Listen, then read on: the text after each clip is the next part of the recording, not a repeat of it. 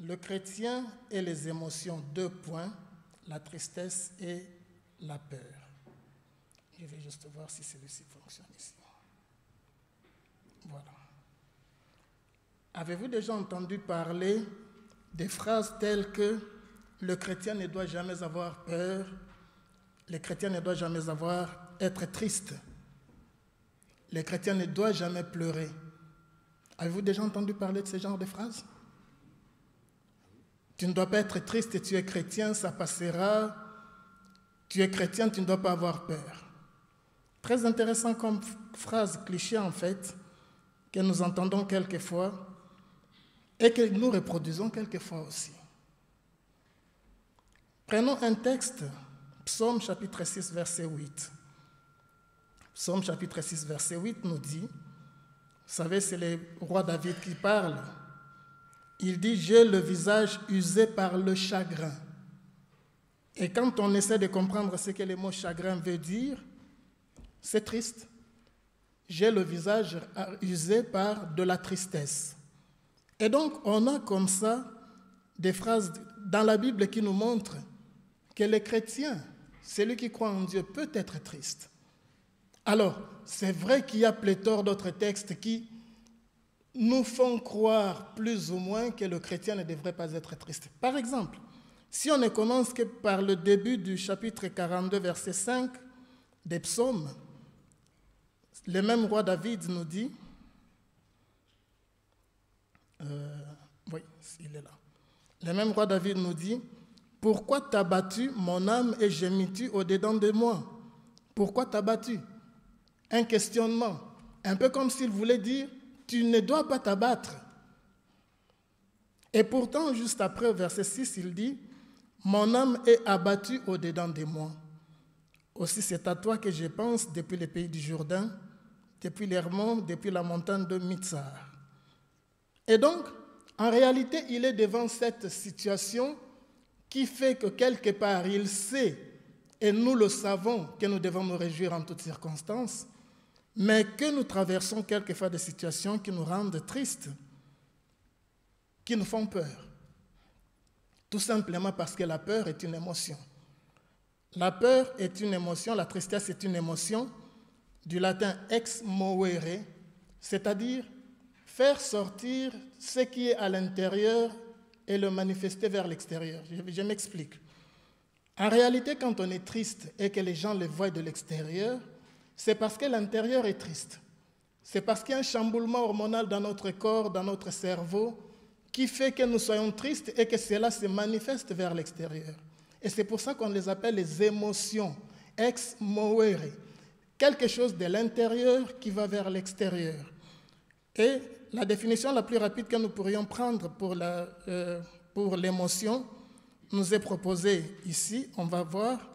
On nous dit l'émotion est une expérience psychophysiologique complexe et intense avec un débit brutal et une durée relativement brève. Vous avez déjà peut-être remarqué certaines personnes qui étaient tout à fait calmes et d'un moment à l'autre, ils explosent de colère. Brutale,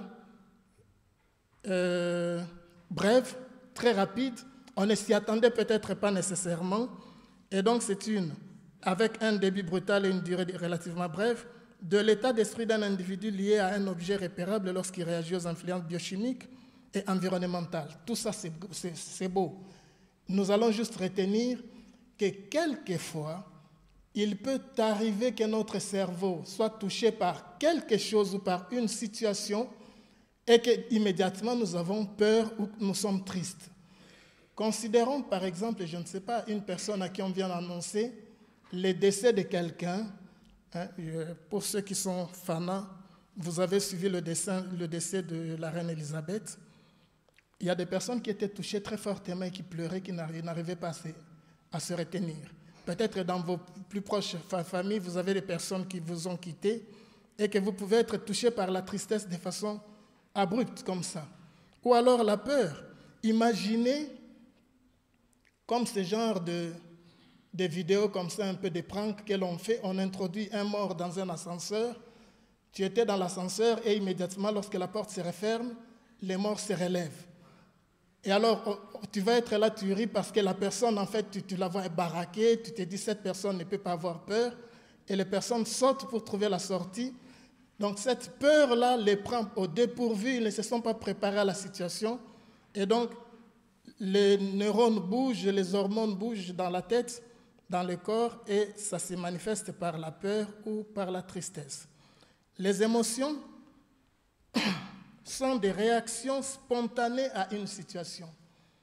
Nous ne sommes pas en train de parler des sentiments, des choses qui sont réfléchies éventuellement et qui ressortent après, je ne sais pas, parce qu'on y a réfléchi beaucoup et que cela est ressorti. Non, il s'agit de réactions spontanées à une situation. Elles peuvent entraîner des manifestations physiques, quelqu'un qui devient pâle immédiatement, quelqu'un qui rougit, c'est vrai que sûrement on ne le verrait pas, quelqu'un qui est agité, accélération des battements du cœur, parce qu'à ce moment-là, tu ne sais pas le retenir, tu ne sais pas le réfréner. Ça te prend au dépourvu et ça se manifeste par la transpiration ou par de la respiration très forte. Alors, vous pouvez vous douter que les domaines des émotions est un domaine très vaste, que personne ne maîtrise en réalité, et beaucoup de scientifiques se sont intéressés à ça et ont établi des types d'émotions. Il y en a qui disent qu'il y a plusieurs émotions, 8 émotions de base comme on les appelle. Il y en a qui parlent de 5 émotions de base, j'ai retenu 6. C'est un choix arbitraire, bien entendu. Alors, les 6 émotions de base que j'ai retenues, c'est la joie, c'est la tristesse, c'est le dégoût, quelqu'un à qui... Alors, je vois une situation comme ça, c'est encore des pranks, toujours, bien entendu. Quelqu'un qui a mis du chocolat sur sa main et sur son pantalon, et arrive quelque part, il salue une jeune dame qui était assise, et quand la jeune dame voit ce qu'elle a touché, elle croit qu'elle a touché autre chose que du chocolat, et elle vomit directement, parce que ça lui fait... Oh! Voilà, c'est quelque chose à laquelle elle ne s'y attendait pas. La peur, la colère et la surprise. Si nous parlons de la tristesse est une émotion provoquée par une situation telle le deuil, par exemple, qui traduit une douleur émotionnelle associée ou caractérisée par des sentiments de désespoir, de chagrin, d'impuissance et de déception. La tristesse peut se manifester par des pleurs, par une perte d'appétit ou encore par une perte de vitalité. Vous avez déjà remarqué, peut-être vous avez déjà vu certaines personnes, quand elles sont dans la tristesse très forte, elles ont tendance à se replier sur elles, tellement cette tristesse devient douloureuse. Elle ne sait pas comment le manifester, comment l'expliquer, et elle perd de la vitalité. Alors on dit qu'une tristesse, quand elle dure très longtemps, peut provoquer de la dépression. Donc c'est des choses qui ne sont pas très friendly. On doit toujours faire attention par rapport à ce genre d'émotions. Mais la tristesse a une fonction. Parce que si Dieu a permis que nous puissions éprouver de la tristesse, c'est qu'il y a des raisons par rapport à ça. Une des fonctions que l'on détermine, que l'on trouve par rapport à la tristesse, c'est que la personne dit, en fait, ne le dit pas, mais son geste dit, je suis aussi fragile, j'ai besoin de force, j'ai besoin de quelqu'un qui me soutienne, j'ai besoin de réconfort. J'ai besoin de l'autre. Ecclésiaste 3, verset 4 nous dit, il y a un temps pour pleurer et un temps pour rire. Il y a un temps pour pleurer. Et donc quand on dit que les chrétiens ne peuvent pas pleurer, les chrétiens ne peuvent pas être tristes, ce ne sont pas des paroles bibliques, bien entendu. Ce sont des choses que l'on veut nous faire inculquer et qui n'ont pas de fondement. Et l'Ecclésiaste rajoute, il y a un temps pour se lamenter, un temps pour danser. Alors, un temps pour pleurer, c'est les pleurs. Mais un temps pour se lamenter, c'est quelqu'un qui se lamente. Quelquefois, nous en avons marre des gens qui se lamentent. Peut-être parce qu'elles ont pris l'habitude de se lamenter tout le temps. Mais il y a des personnes qui se lamentent par rapport à des situations qui sont réellement très pénibles et très pesantes dans leur vie. Ecclésiaste chapitre 7, verset 14 nous dit, au jour du bonheur, sois heureux. Et nous avons défini le terme bonheur la dernière fois quand on parle de sois heureux dans la Bible, de quoi il s'agit. Et au jour du malheur, réfléchis. Dieu a fait l'un comme l'autre. Dieu a fait l'un comme l'autre. Dieu a fait les temps de joie comme les temps de tristesse, afin que l'homme ne découvre en rien ce qui sera après lui. Pardon. Alors, exprimer la tristesse. Ainsi, quand il y a deuil, par exemple, je me souviens quand j'étais petit, là où j'habitais, j'avais des amis et la maman venait de décéder. La famille venait de se convertir et ils étaient des témoins de Jéhovah. Et nous sommes partis justement, la maman de notre ami est décédée. Et quand nous sommes arrivés, on nous a donné une injonction, ne soyez pas tristes, ne pleurez pas. Parce que quand un témoin de Jéhovah meurt, c'est une joie, puisqu'ils se disent que la mort lui permet d'aller rencontrer le Christ. Bien entendu, ils attendent aussi la résurrection. Mais c'est-à-dire son travail est terminé, fini. Tout ce qu'il attend, c'est la résurrection, le jour où Jésus-Christ va revenir. Ne pleurez pas et ne vous lamentez pas, ne soyez pas tristes. J'étais assez choqué par rapport à cette façon de voir. Et voilà, j'y pense tout le temps, je pense toujours, parce qu'en fait, ça répond plus ou moins à ce que j'entends dans le christianisme quotidien, quand on dit que les chrétiens ne doivent pas être tristes, les chrétiens ne doivent pas pleurer.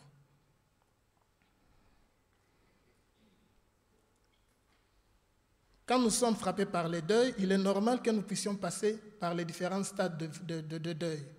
Et vous savez que ces phases sont aussi discutables parce qu'elles sont très culturelles, mais j'ai retenu 4 stades, 4 phases que nous pouvons rencontrer tous plus ou moins. Quand mon père est décédé, j'étais à l'université. Ces jours-là, j'étais à l'université avec des amis. Et il y avait des manifestations. Il y avait des bandes qui faisaient des manifestations, qui manifestaient contre le président Mobutu à l'époque. Et alors ça commençait à prendre de l'ampleur. L'ami avec lequel j'étais dit, Fragonard, on quitte le NIF, on descend en ville. Et on est descendu. Quand j'arrivais à la maison, je suis au loin comme ça, j'arrive, je vois la secrétaire de mon père qui arrivait aussi, qui venait chez nous. Et elle m'appelle, Fragonard, viens, je dois te parler. Alors c'était déjà bizarre qu'elle vienne à la maison puisqu'elle n'était jamais venue. Je la connaissais parce que j'allais au bureau quelquefois avec mon père, donc je connaissais Véronique, elle s'appelait. Et alors elle me parla, elle dit, je ne sais pas comment je vais l'annoncer à ta maman, mais j'étais à l'UNIF, donc elle partait de l'idée que j'étais assez grand pour pouvoir amortir le choc. En fait, ton papa, quand il est allé au bureau, voilà, elle m'explique la situation, et il est décédé. Bon, sur le coup, c'était comme si on m'avait anesthésié. Je n'ai pas pleuré, j'ai été choqué, et j'étais sidéré. En fait, vraiment, c'est ça qui s'est passé avec moi, parce que la veille, nous étions en train de discuter avec mon père et mes frères et sœurs, et on disait à papa, ben papa, écoute, les fauteuils qui sont au salon durent quand même depuis un certain temps, il faut qu'on en remplace. Et on faisait des plans, et il dit, ok, demain quand je vais revenir du travail, on va aller chercher, on va aller visiter des salons pour voir quel genre de fauteuil on allait prendre. Donc, il était très vivant. Il était très vivant et nous avions fait des projets d'avenir. Et là, elle me dit, ton papa est décédé.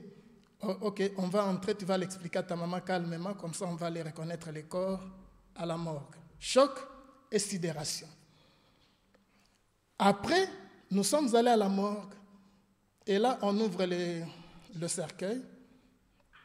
Et je vois le visage de mon père. Et là, c'est un peu le stade, la phase de la fuite et la recherche. Parce que je le regarde, je me dis, mais non, il n'est pas mort. Ce n'est pas possible. Il y a un déni. Tu ne veux pas le reconnaître. Tu le regardes, tu te projettes, tu penses à tout. On était très proches, mon père et moi. Et tu penses à tout ce que vous avez fait comme projet, les blagues qu'on s'était racontées, les cantiques qu'on avait chantés quelques jours avant. Après, il y a la déstructuration. Parce qu'il faut tout déstructurer par rapport à tout ce que l'on connaît à ce moment-là. Là, je commence à me dire, ah, il va me manquer très fortement.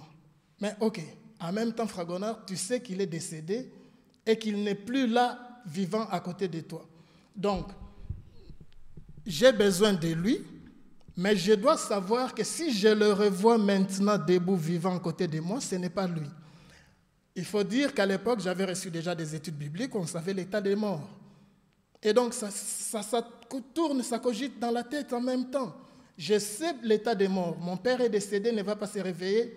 Je ne vais plus le voir parce qu'il y avait des gens qui racontaient des histoires. Quand tu perdais un être proche, tu pouvais le rencontrer dans la rue comme ça, il pouvait venir te visiter. Je dis, je ne recevrai plus aucune visite de mon père, il faut que je l'accepte et que je l'intègre dans ma tête. Je dois tout déstructurer par rapport à tout ça et comprendre qu'il est parti. Et puis après des temps, c'est des phases qui prennent des temps, des jours, des mois en fait. Dans les pleurs, les raisonnements, les réflexions, tu essaies de chercher à comprendre où est-ce qu'il est. Et tu sais qu'il n'est pas au ciel. Parce que la Bible déclare très clairement que quand on décède, on est sous la terre en attendant l'avènement de Jésus-Christ, notre Seigneur et Sauveur.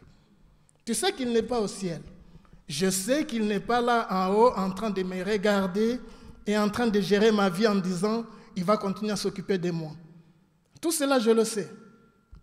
Mais il faut l'intégrer, tout cela. Il fallait tout déstructurer et il fallait la restructuration après. Il fallait comprendre cela et l'intégrer.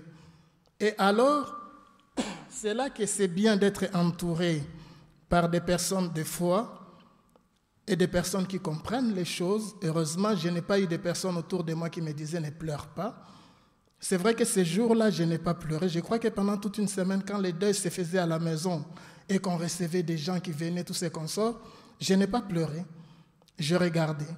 Peut-être aussi parce que dans la tête, tu t'es dit, nous sommes là les uns pour les autres. Je suis là aussi pour ma mère. Je suis là aussi pour les plus petits que moi. Donc il faut que je puisse retenir mes émotions pour essayer de prendre mon rôle. Bien entendu, j'avais des grands frères et des grandes sœurs. Mais voilà, on avait une relation particulière, mon père et moi, et donc tu t'es dit, il faut laisser passer. Mais on ne m'a pas dit, ne laisse pas couler tes armes. De sorte qu'après l'enterrement et que nous sommes restés seuls et que je pouvais réfléchir plus calmement à tout cela, eh bien, il fallait que je laisse couler mes larmes. Il fallait que je pleure. Il fallait que je permette que ça sorte. Parce que toutes ces larmes toxiques qui restaient dans le corps ne pouvaient pas faire du bien, il fallait que ça sorte. Et les larmes, on nous dit, ont une fonction aussi par rapport au nettoyage de l'œil. Il faut permettre quelquefois que les larmes sortent. Il faut permettre que nos enfants, nos garçons, à qui on dit tu es un garçon, soit dur, soit fort, il faut leur permettre quelquefois de pouvoir pleurer en toute confiance. Tout simplement. Laisser passer le temps pour que la blessure puisse être cicatrisée avec le temps après. Ça, c'est la tristesse. Et la peur. La peur, exactement de la même façon, est une émotion. Alors, on dit, la peur est une émotion ressentie en présence ou dans la perspective d'un danger ou d'une menace. Quand on croit être devant un danger ou une menace, on ressent la peur.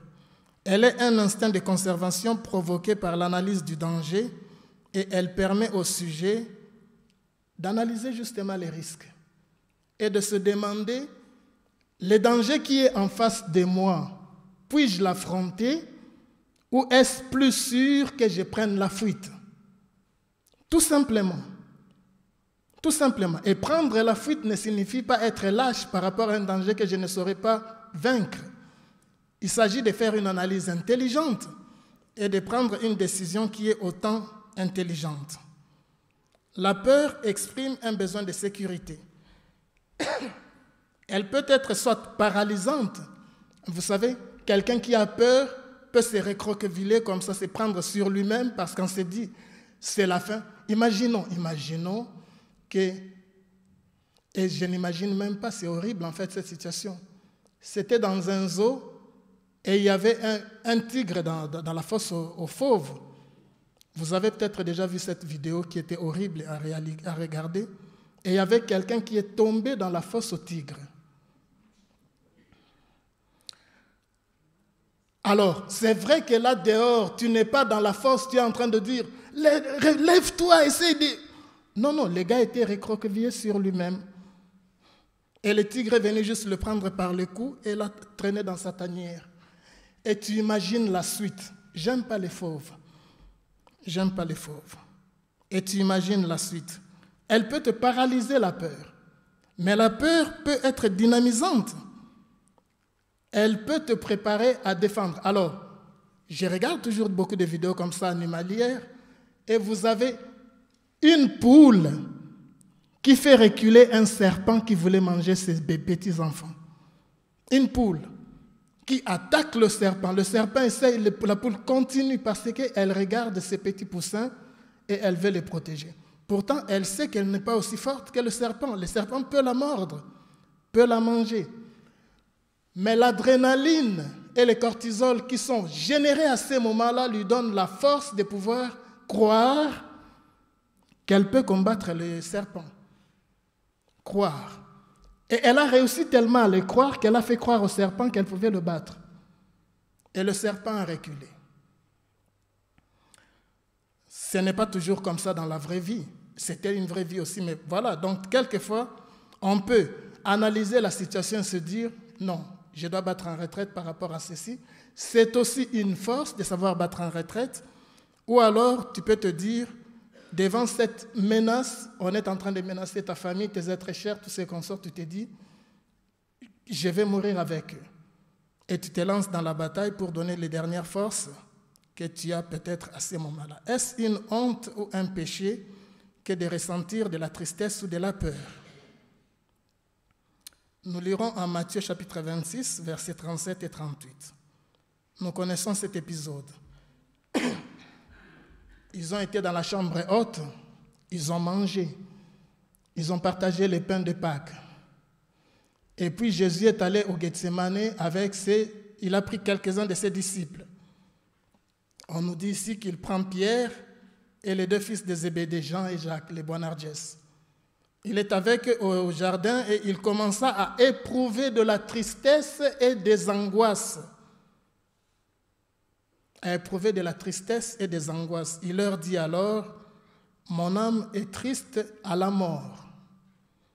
Restez ici et veillez avec moi. » Et là, nous voyons les besoins de réconfort quelque part, parce qu'il ne veut pas être seul face à cette grande situation qui se présente devant lui, qu'il voit et que nous ne voyons peut-être pas avec les yeux qu'il avait lui pour voir ce qu'il attendait devant. Luc chapitre 22, versets 42 à 45. Luc 22, 42 à 45.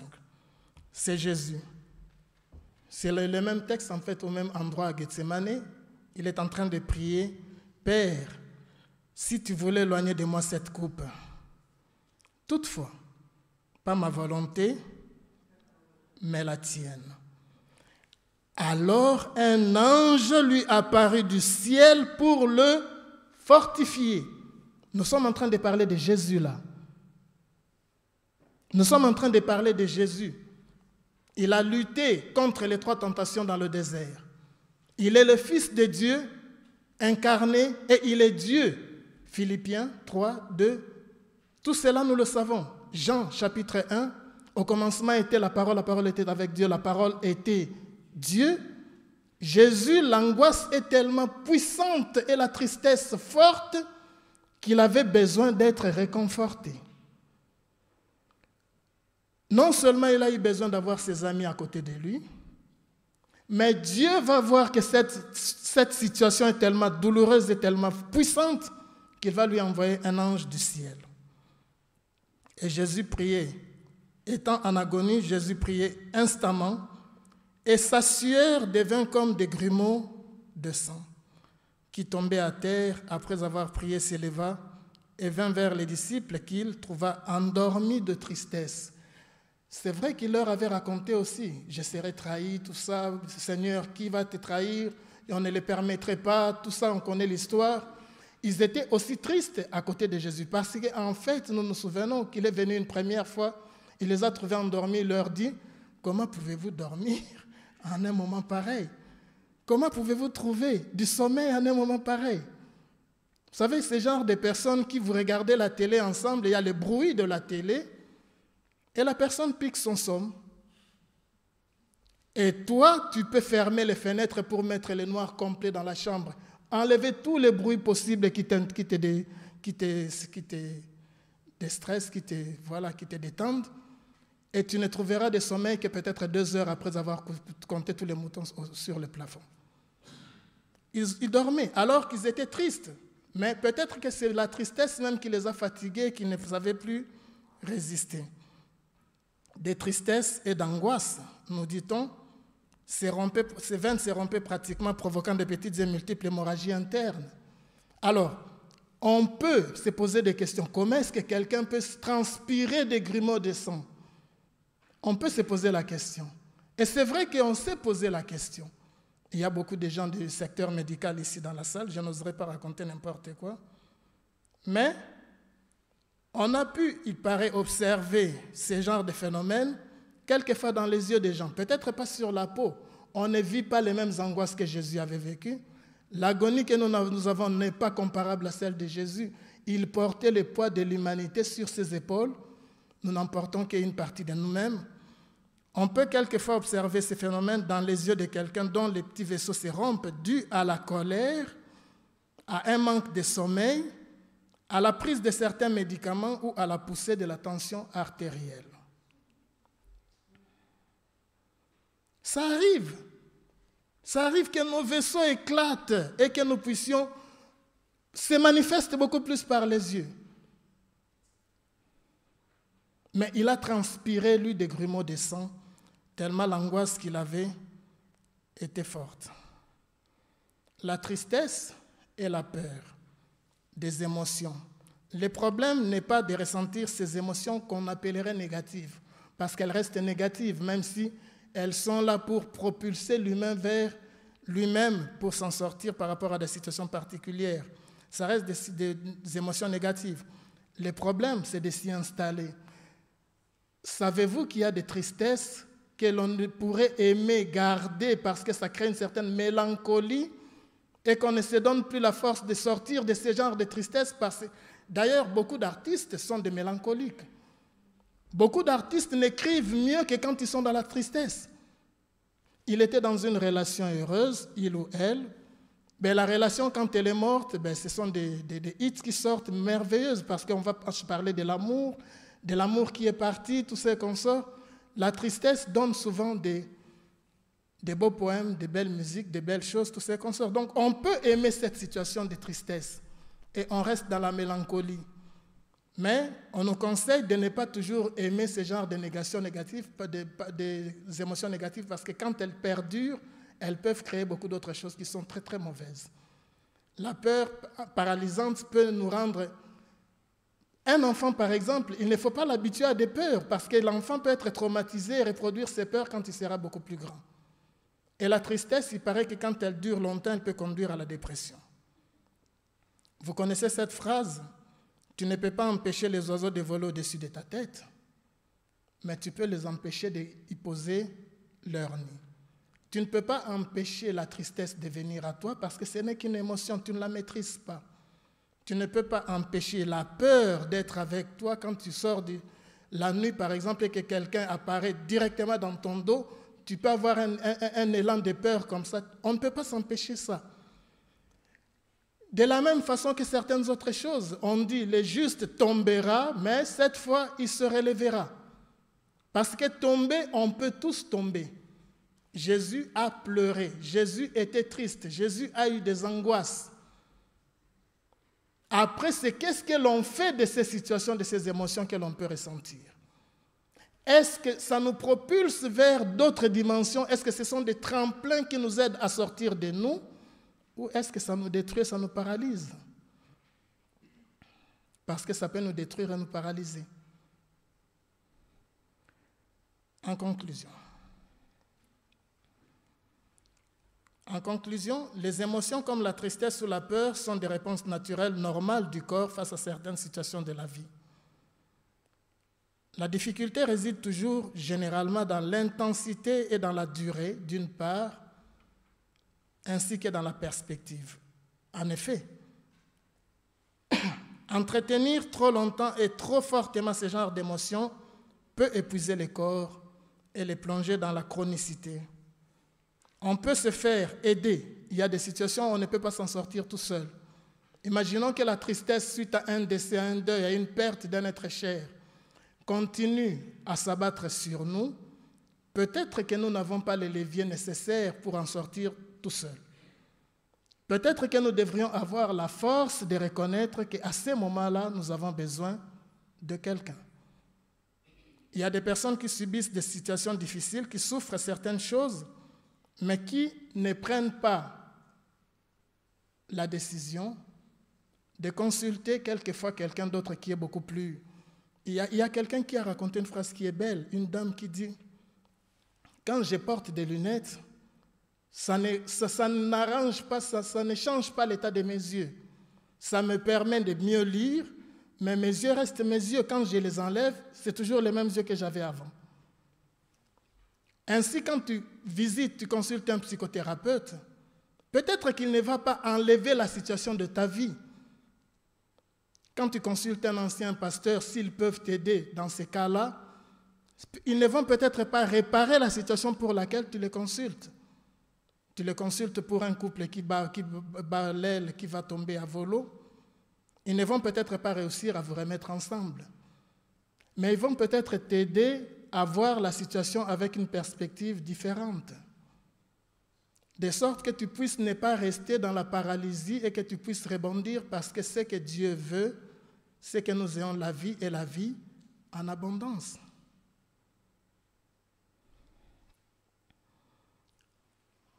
On peut se faire aider. Par ailleurs, ne considérer ces émotions que sous l'angle de la réponse psychophysiologique ou biochimique viendrait à oublier qui nous sommes réellement. Nous ne sommes pas des animaux, nous sommes des êtres dotés de conscience, mais aussi nous sommes des êtres dotés d'esprit. Nous sommes des êtres spirituels, nous sommes des enfants du roi des rois, de Dieu des dieux, du Seigneur des seigneurs. Imaginons que mon père est envié, que je suis un petit enfant et que je suis devant une situation que je ne sais pas régler par moi-même. Qui est-ce que je vais trouver pour m'aider à sortir de la situation? Je crois en lui parce qu'il a l'expérience que je n'ai pas, je le connais. Toute ma vie avant m'a permis à le connaître et à savoir qu'il peut résoudre des situations que moi je ne saurais pas résoudre. Donc, quand nous avons des situations pareilles et que nous savons que nous ne pouvons peut-être pas nous en sortir tout seuls, Dieu peut nous aider à s'en sortir. Parce que Dieu va nous faire montrer les choses de la façon différente pour que nous puissions comprendre que peut-être que, prenons un cas, la rupture, la séparation de deuil ou de séparation des personnes vivantes fait mal. Mais savez-vous qu'il y a des ruptures qui sont très intéressantes, des séparations qui sont très intéressantes, par exemple la séparation d'une mère avec son bébé. Imaginons qu'au 9e mois, la mère dise « Ah, j'aime trop ce ventre, je ne vais pas m'en détacher. Je veux garder mon bébé dans mon ventre. » Ce n'est pas une décision pour la vie. Et donc, dans ce cas-là, la séparation de la mère avec son bébé, aussi traumatisante qu'elle peut être, parce qu'on doit encore couper les cordons, le bébé ne sort pas juste comme ça, eh bien, il est mieux dans ce cas-là de se séparer de son bébé plutôt que de le garder très profondément en lui. Ce qui est au propre peut l'être au figuré. Il y a des parents qui ne lâchent pas leurs enfants qui sont déjà devenus adultes. Peut-être que l'enfant ne sait pas comment s'en sortir et partir tout seul, mais peut-être que c'est parce que ses parents ont surfé pendant des années sur cette vague en ne lui montrant pas qu'il pouvait être responsable, qu'il devait être responsable un jour et qu'il devait partir. Et on se retrouve avec un Tanguy de 40 ans à la maison, dormant sur le canapé.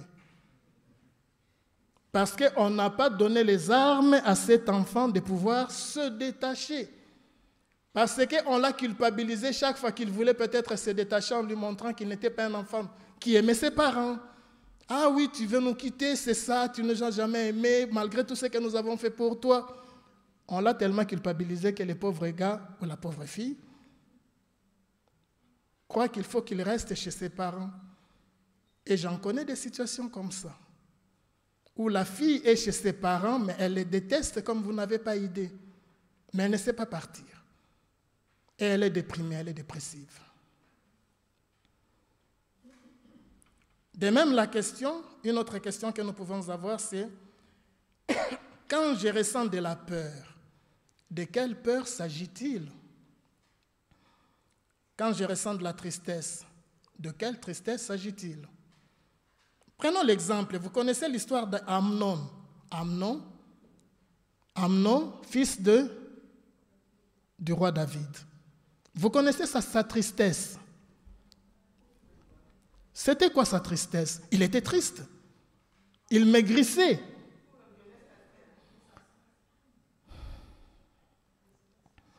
Une tristesse pour faire du mal.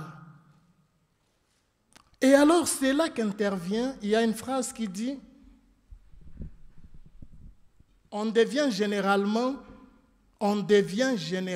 la somme des 5 plus proches personnes que l'on fréquente.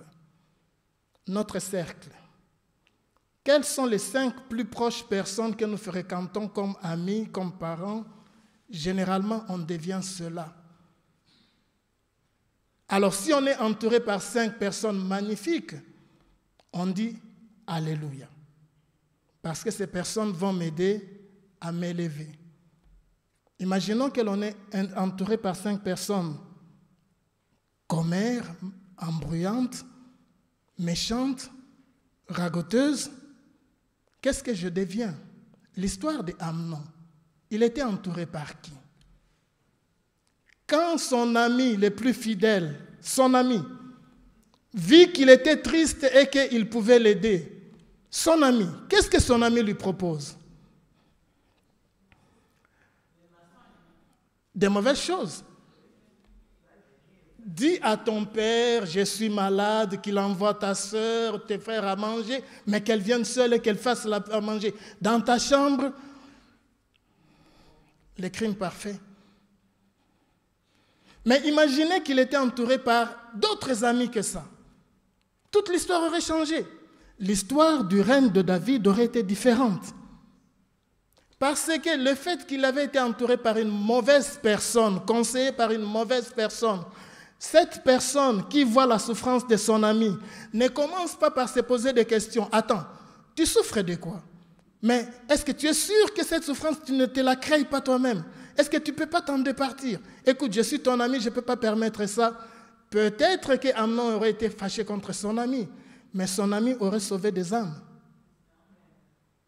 Alors là, Amnon viole Tamar, mais comme ce n'était que ce qu'il cherchait, il l'a en dégoût, et qu'est-ce qu'il fait? Il la chasse. Son frère, parce que c'était des demi-frères, demi-sœurs, les frères de Tamar en prennent cela. Qu'est-ce que les frères font? Il organise un rapt, une vengeance.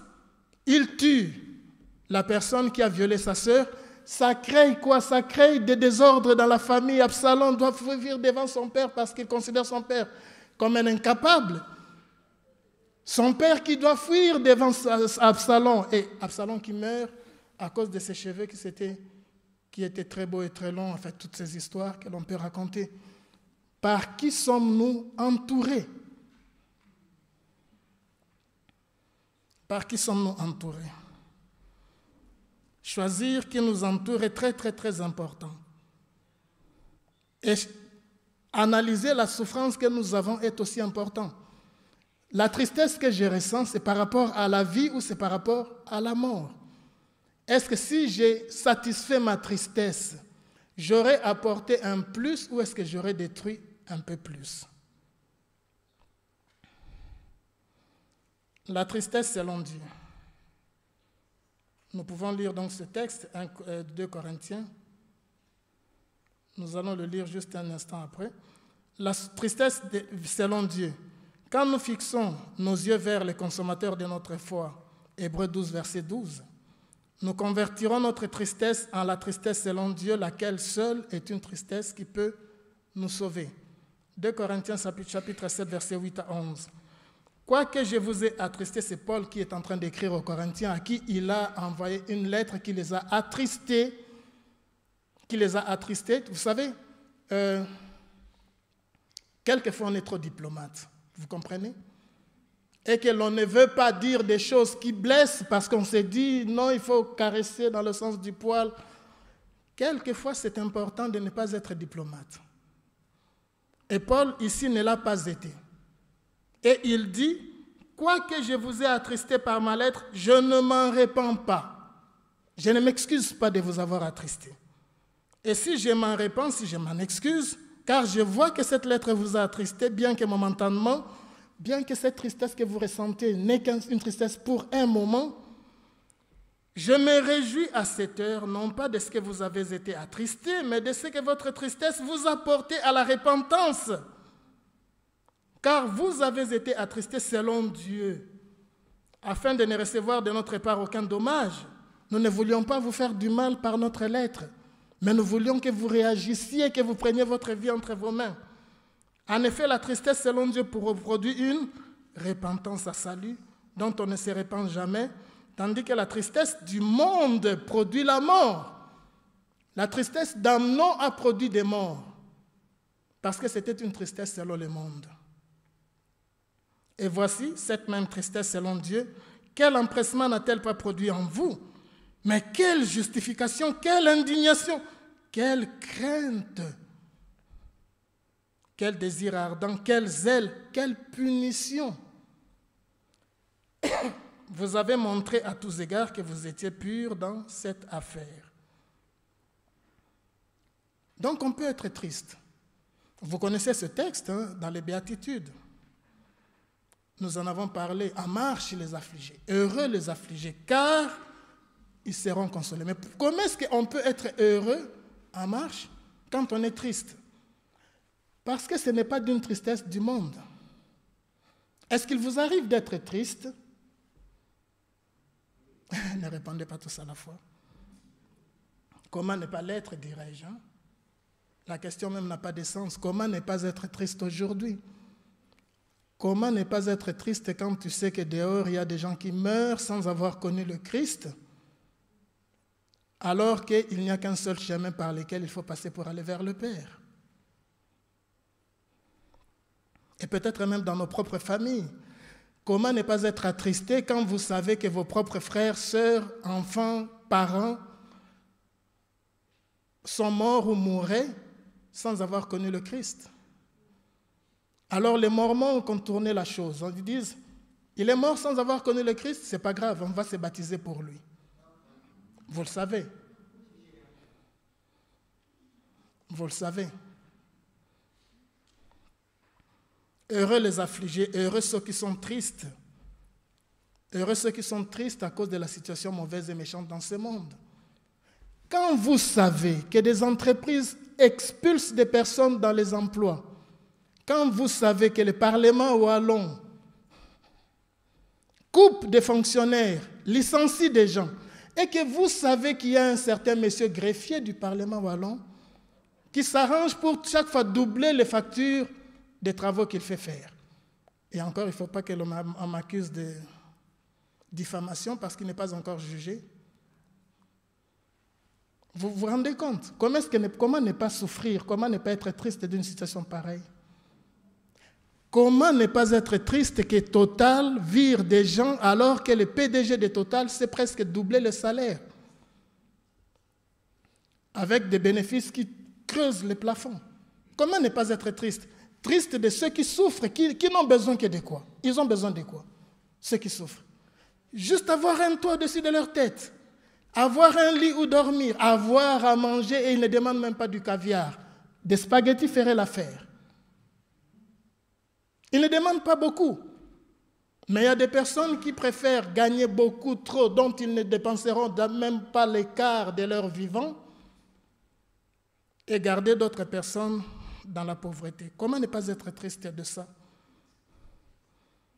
Mais la parole de Dieu nous dit, dans tout ça, réjouissez-vous, parce qu'au-delà même de la tristesse que vous pouvez ressentir, la chose la plus vraie, c'est que Christ qui vit en vous vous donne des moyens de pouvoir surmonter ces obstacles de la tristesse que vous vivez. Proverbe 17, verset 22, « Un cœur joyeux est un bon remède, mais un esprit abattu dessèche les eaux. » Et ça, c'est le conseil à ceux qui sont tristes. Vous avez raison d'être triste. Vous avez le droit d'être triste. On doit être triste. On doit être indigné quand la situation est mauvaise et méchante. Mais n'oubliez pas, quand vous vous installez dans ces émotions négatives pendant longtemps, vous n'en réchapperez pas. Vous y laisserez votre repos. Vous mourrez de dépression, vous mourrez d'inanition, vous mourrez de beaucoup de choses. Et Dieu vous veut vivant parce que votre parole peut encore sauver d'autres personnes qui vivent autour de vous. Alors, secouez-vous, levez-vous et regardez à votre Père qui vous veut plus en vie que mort. Savoir reconnaître et accepter que toutes les craintes que je peux éprouver sur cette terre ne sont que passagères. Toutes les craintes ne sont que passagères. Même si un lion me mangeait aujourd'hui, ce lion-là mourrait aussi peut-être demain. Ce n'est que passager. Ce n'est que passager. Ne craignez pas ceux qui peuvent, dit-il à Matthieu 10, verset 28. Ne craignez pas ceux qui peuvent tuer le corps et qui ne peuvent pas tuer l'âme. Craignez plutôt celui qui peut faire périr l'âme et le corps dans la gêne. N'oublions donc pas que toutes les tristesses et toutes les peurs que nous pouvons ressentir ici sur terre ne sont que passagères. Qu'elles ne nous ankylosent pas, qu'elles ne nous paralysent pas, qu'elles ne nous bloquent pas par rapport à la destinée à laquelle nous sommes appelés. Nous passerons par ces peurs, nous passerons par ces tristesses, mais sachant qu'au bout du tunnel, notre Seigneur nous veut debout et vivants pour réaliser la mission à laquelle il nous a appelés. Proverbe 9, verset 10, Psaume 111, verset 10, la crainte de l'Éternel est le commencement de la sagesse. La seule crainte que nous pouvons nous permettre, c'est-à-dire que nous pouvons accepter, que nous devons accepter, c'est craindre l'Éternel parce que lui, si je ne suis pas avec lui, c'est mon éternité qui n'est plus avec moi. La seule crainte que nous pouvons nous permettre, c'est celle-là. Tant que nous serons en pèlerinage sur cette terre, nous rencontrerons encore des sujets de tristesse qui nous feront pleurer à larmes chaudes. Le décès d'un proche, la perte d'êtres chers, des ruptures ou des trahisons, des échecs dus à nos propres insuffisances, parce que n'accusons pas toujours les autres quand nous sommes en tristesse, quand nous avons échoué. Parce que des tristesses et des peurs sont aussi quelquefois provoquées par nous-mêmes, par nos mauvais choix de vie, par nos incapacités, par notre manque de préparation à affronter certaines situations. Nous y sommes allés trop vite. Nous affronterons nos peurs les plus primitives et profondes. Quelquefois nous leur ferons face, d'autres fois nous déciderons de les fuir. Tout est OK, mais relevons-nous, après élevons la tête et posons-nous la question, est-ce une tristesse du monde ou est-ce une tristesse pour Dieu?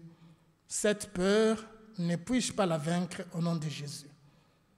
Que Dieu nous bénisse et que nous puissions dire avec Jésus à Gethsémane, ma volonté non, mais la tienne.